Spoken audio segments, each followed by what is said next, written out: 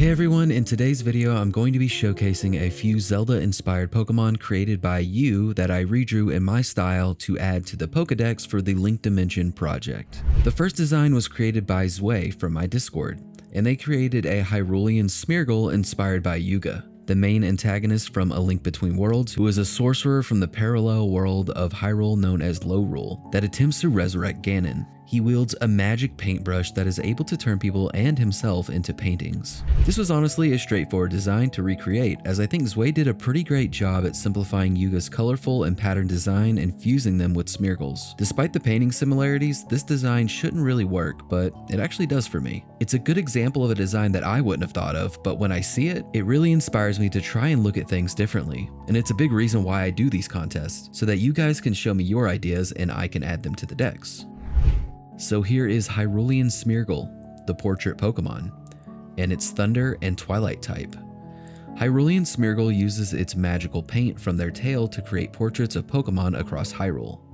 They like to travel hoarding portraits of powerful Pokemon. On my end, I didn't really do much because Zwei already did a great job and I just needed it to be rendered in my style pretty much. I think overall though, my favorite part about this design is the colorful flame tail. I really wanted the neon colors to contrast with the rest of the art, and despite its vibrancy, it has a sinister aura to it. Zwei also created a Trinity form for Smeargle based on Yuga Ganon, but I'll be saving that for the future. Next up, we have a regional form of Darkrai made by, well, Darkrai from my Discord. This one is inspired by Gomez from Majora's Mask, a mini-boss found in the Stone Tower Temple. It's very much a Grim Reaper-based design with its scythe, and it uses a swarm of bats to protect itself. It's also quite a mysterious mini-boss as it doesn't have much lore.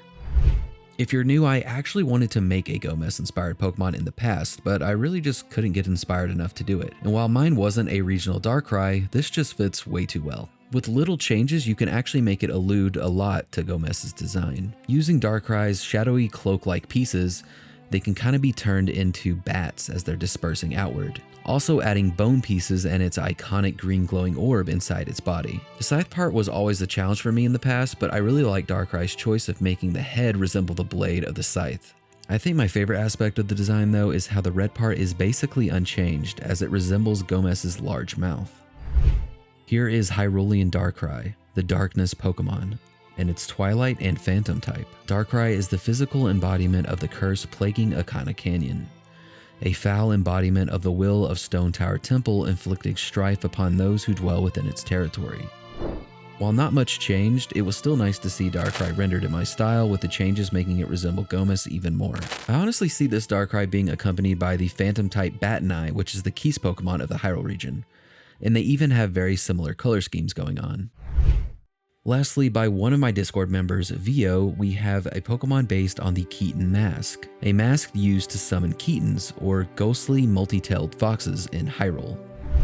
For this design, I chose to lean even more into the Keaton's deceptive nature, especially based on the dex entry that Vio provided. I also thought I could tie into some of its design history, which references a connection to Pikachu. Add that with the fact that I wanted to give it a little more of a Pokemon feel since it was a pretty simple creature, I made it resemble Eevee and Pikachu at the same time, by giving it this very cute and fluffy depiction, which could help with its mischievous behavior. Also, the swirls I added are subtle allusions to its Phantom typing. Here is Sneakit, the Keaton Kit Pokemon, and it's simply Phantom type. Sneakit follow around unsuspecting people and play tricks on them, disappearing without a trace afterwards. It will swipe food and trinkets if left unattended. Don't let its cute appearance fool you. While it is a simple design, I do really like it and I think it's super cute. I hope Vio likes it, and in the future I'll be giving it its evolution that she created as well. So that's all of the Zeldamon for today. Let me know which of the three are your favorites, and congratulate these winners of the contest. I plan on doing these in bite-sized pieces, that way I can kind of make them a little bit more quickly and not have to edit as much. So I hope you guys don't mind, and I hope to see you guys next time.